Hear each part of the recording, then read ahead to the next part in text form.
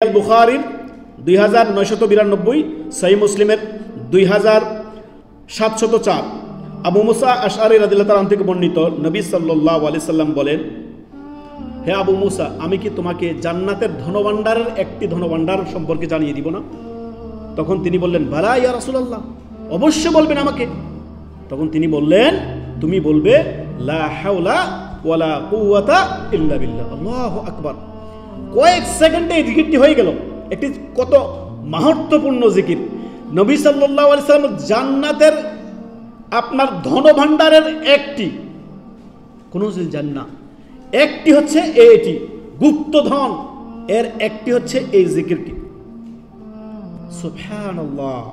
আপনি বলবেন লা হাওলা ওয়ালা কুওয়াতা ইল্লা বিল্লাহ। আল্লাহ, আমার কোনো শক্তি সামর্থ্য নেই, আমার কোনো শক্তি সামর্থ্য নেই। আপনি না চাইলে, রব না চাইলে আমরা কিছু করতে পারি?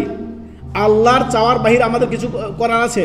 যদি আল্লাহ না চান, এখান থেকে উঠে যাওয়ার শক্তি ক্ষমতা আছে আপনার? পারবেন আপনি?